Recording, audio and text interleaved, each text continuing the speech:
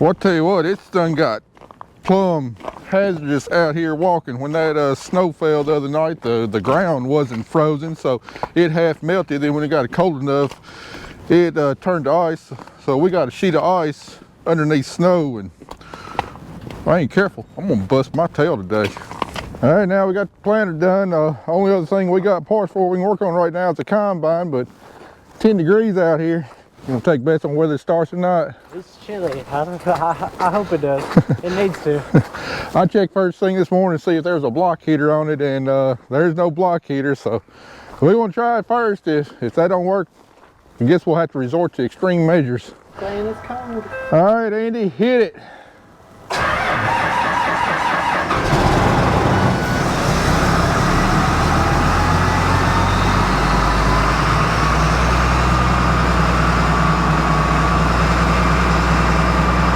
I'll be daggum, I sure wasn't expecting that.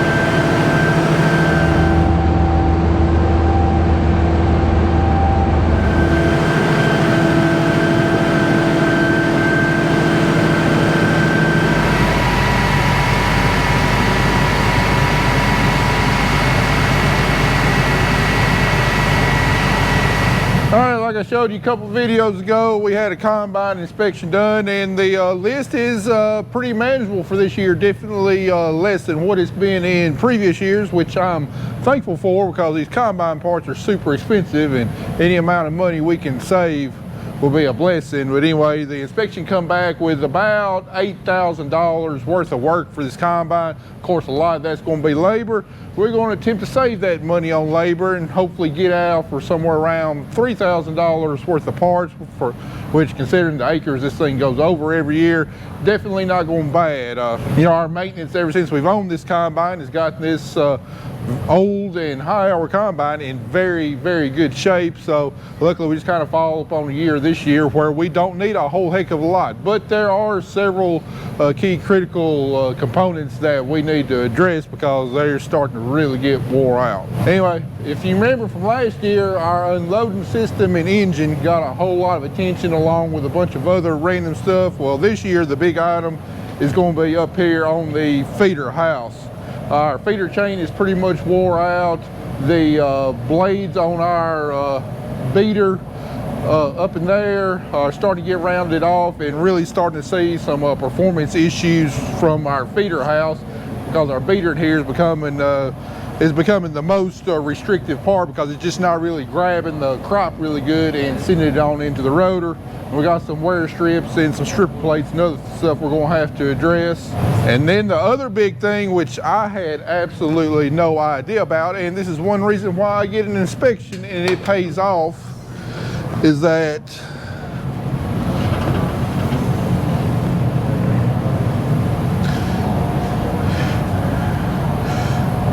we got this pulley right here that drives all of our sieves and everything. You can see this elliptical bearing right here. Well, anyway, behind this elliptical bearing, there is another bearing back here that actually supports the shaft, and it is totally gone. Like it's gone bad enough that I hope the races are still on the shaft and it didn't really eat up in the shaft.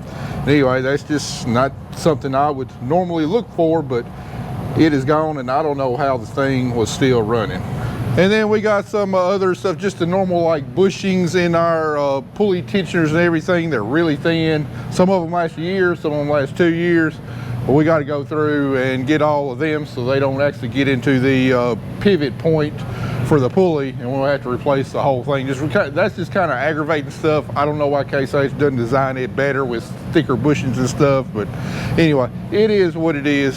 So anyway, Carter's out of school again today for snow. He wants to get his hands dirty, and we're going to give him that opportunity. Plus he's getting about broke. That look fine. Yeah, well, it's not fine. It's about out of adjustment and riding up on the sprockets. So anyway, Carter and Andy, first thing I'm gonna do, take these two plates off, and then Carter, you can get up here, lay on your belly, and start taking off these wear strips on the accelerator.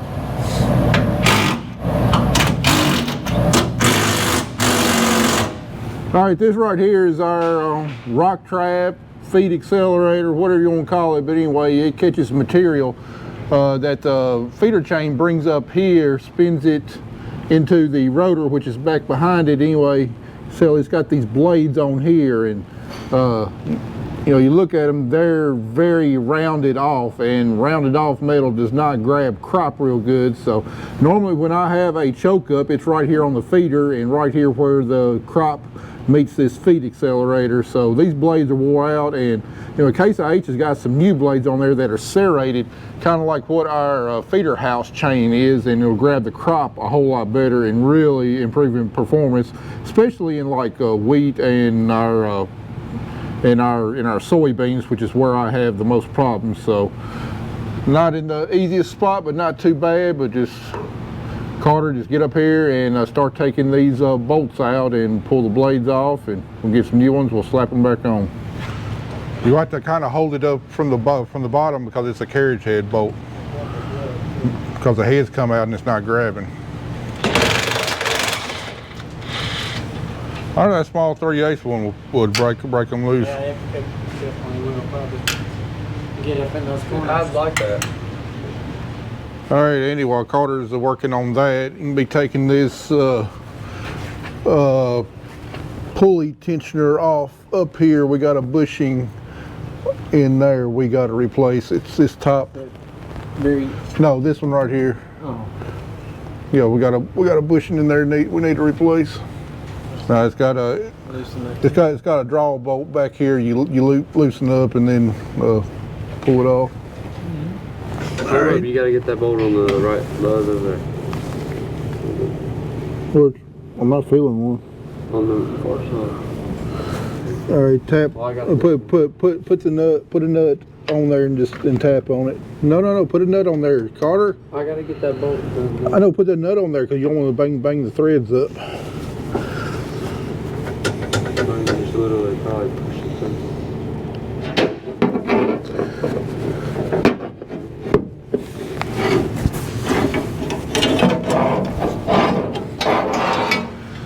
All right, one out, only 10 more to go.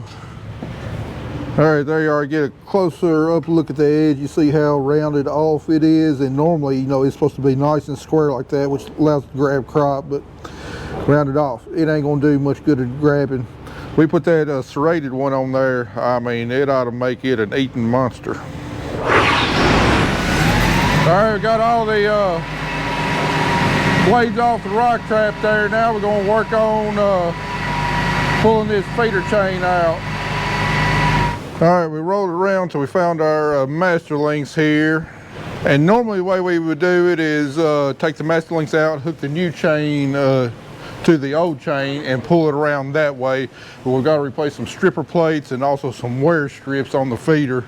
And can't do that with the chain in, so we're kind of going to have to do it the hard way. Just pull the old chain out, and then we'll have to work the new chain in there, which will be the hard part, but hard but not undoable.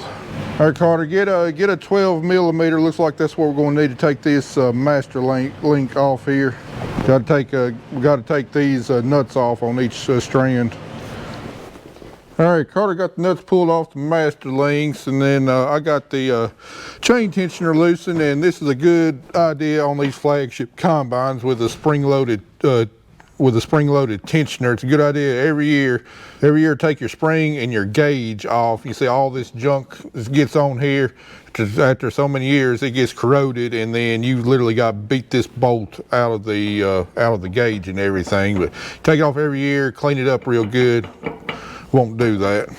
All right, let's see if you can, I'm gonna try and pinch the chain shut, see if you can get that master link out.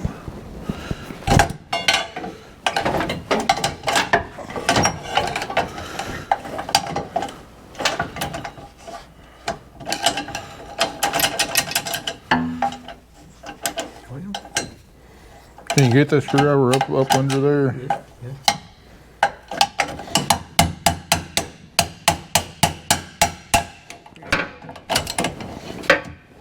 That's harder than it should have been. All right, let's pull it.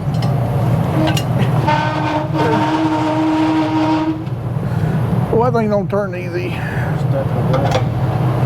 Carter, come here and pull. Yeah, middle bar.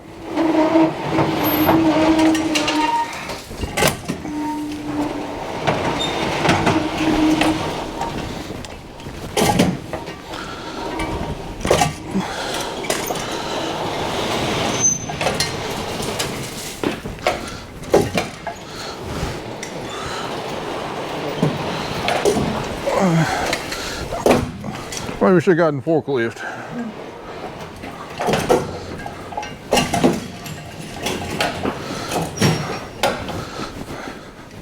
I just drop it down, we'll grab up here close to it.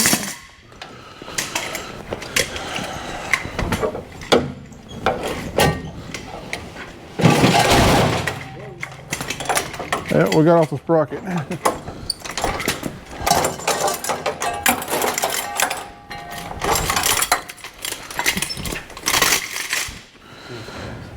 All right, that's what the feeder chain on the 7120 looks like. I don't even want to know how much that thing costs. All right, that feeder chain down there, I just called about it because for whatever reason it wasn't on the estimate on that they provided me, but that feeder chain right there is just a few dollars shy of $2,000. I knew it was going to be expensive. I wasn't quite expecting that bad. And yeah, I know I can get aftermarket chains probably a little bit cheaper, but I've tried aftermarket chains in the past on older combines, and I just haven't been super happy with them. They work okay, but don't get the life out of them. And to the best of my knowledge, I don't know that I've ever replaced that feeder chain. If I did, it was way back in like 2018, so it's got a lot of hours and a lot of acres on it, and so it's a high price to pay, but we've covered a lot of acres with that one and should have covered a lot more acres with the new one. So I think it's probably worth the extra price. And then not only that, I mean, because I had an inspection done, I'm getting 10% off of all parts by buying through Case IH, so that $1,980 ought to come down some from that.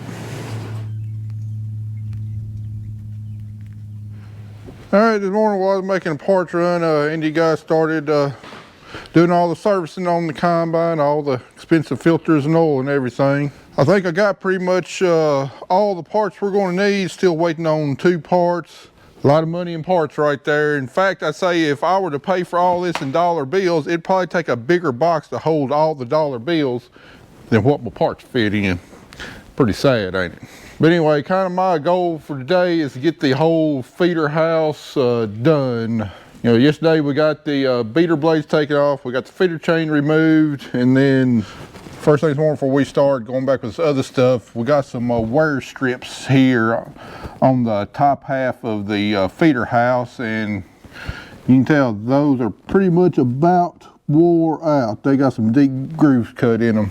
Now Zach and I replaced these, well, it's last year he's working with us, so I think we got 3 harvest seasons on these wear strips here, so time to replace them again. But with that chain out, they're gonna be super easy to replace. Anyways, gotta get in here.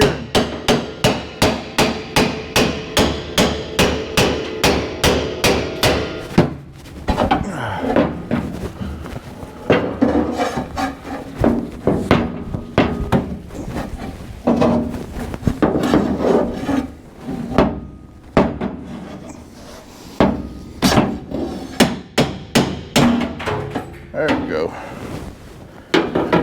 They're not popping out quite as easy as last time, I remember.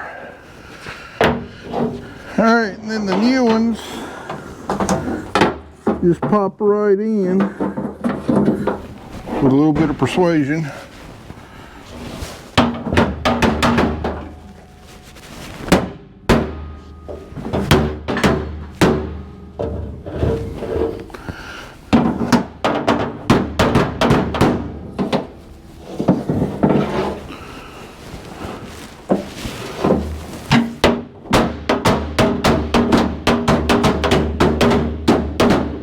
So sometimes they take a little bit more persuasion than you think they should. All right, yeah, she's in good now. Really.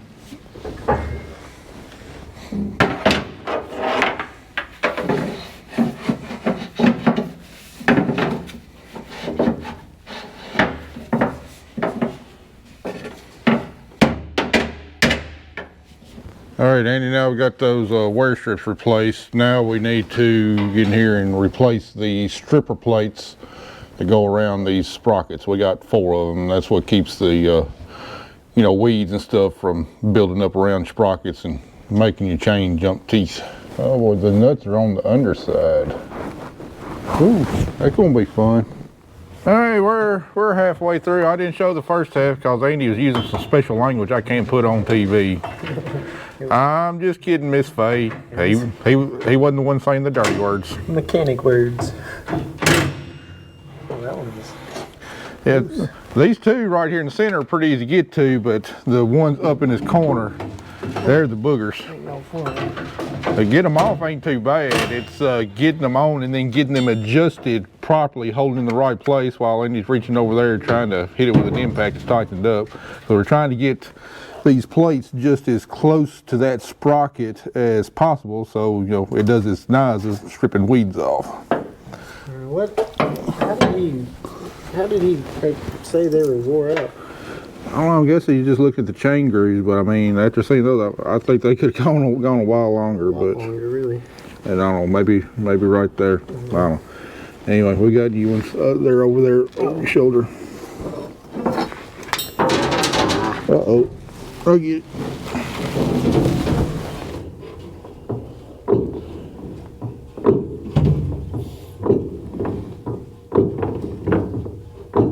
All right, I think that's good.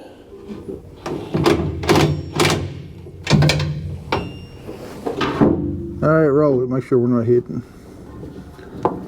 Perfect. Just like it's supposed to be. All right, Andy, assume the position again. Now we got these stripper plates in. Let's get these beater bars put back on. And I hope you got some tough skin on your hand because they're serrated. They might cut delicate hands. I'm about to see how tough they might be.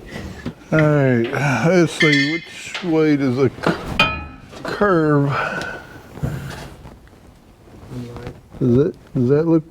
Yep. Does that look right? Yep.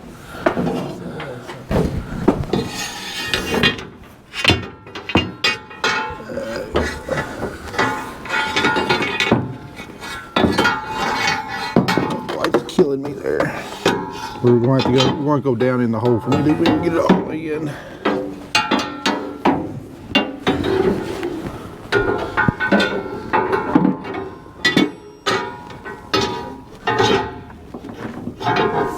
All right, we had the bolt going in from the bottom and had a washer and nut on top.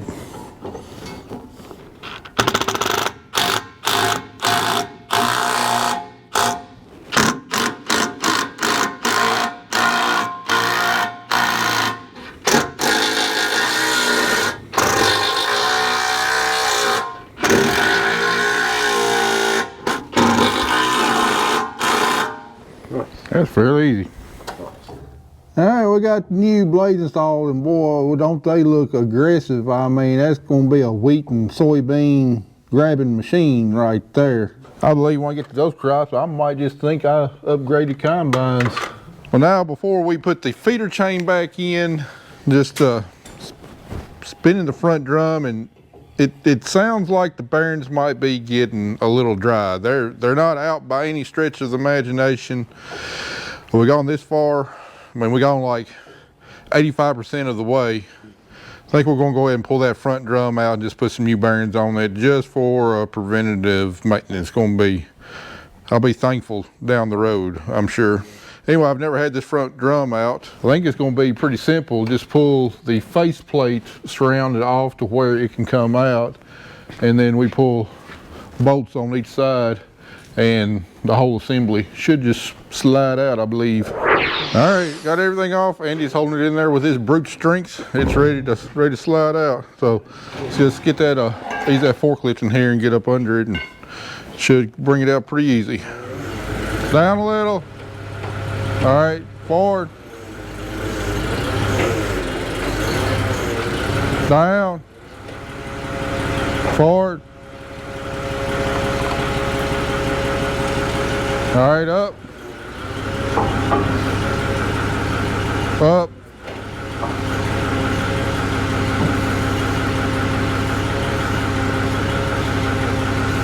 All right, back.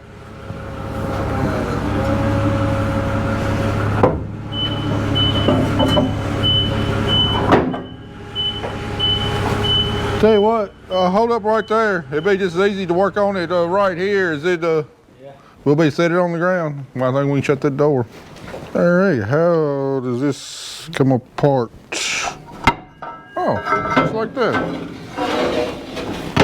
Just pull that whole arm off there. Oh,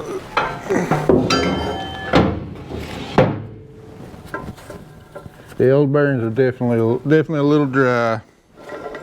Oh, yeah, that one sounds bad. Like, that one wouldn't. That's a good thing. That one wouldn't have made it the year. That's something that wasn't on the inspection report, because, I mean, that's not really anything you can check unless you disassemble it, so. Yeah, come this fall, we're definitely going to be glad we pulled this drum out.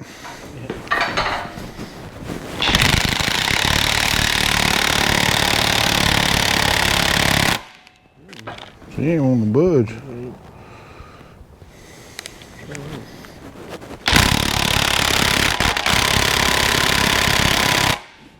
Oh, it's pulling kind of crooked, don't it?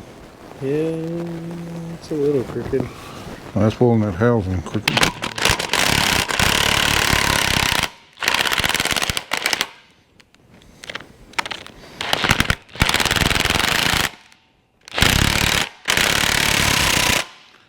I ain't never made anything the posi puller couldn't pull. Yeah, that's kind of dangerous looking. It's tough, huh?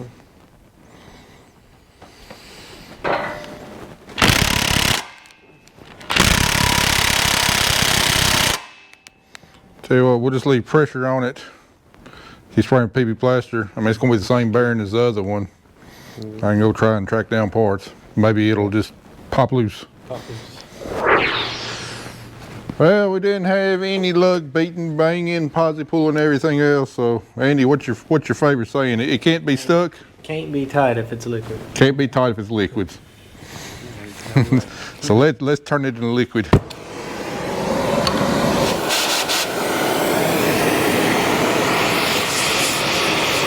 I know the bearing's gonna be bad now. Ain't no going back.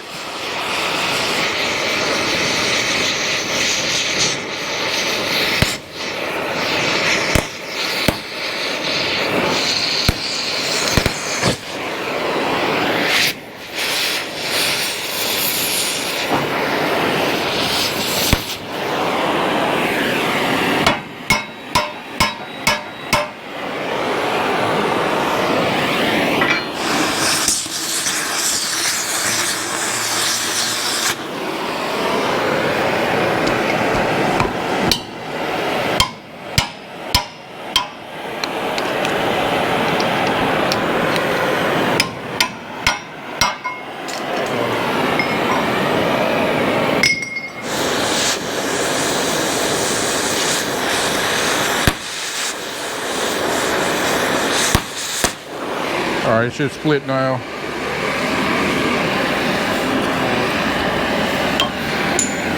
Just like that.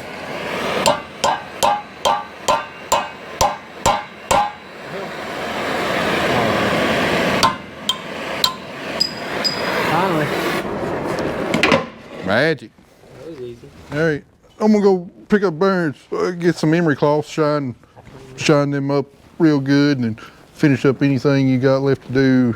I just got back with bearings for the feeder house. Andy, we're winning again. You take a gander at what one of these bearings costs from Case IH. $63. $163. Carter wins. He's way closer. Actually, $174 for one of these bearings. Now, guess what the same bearing costs from Napa? 63.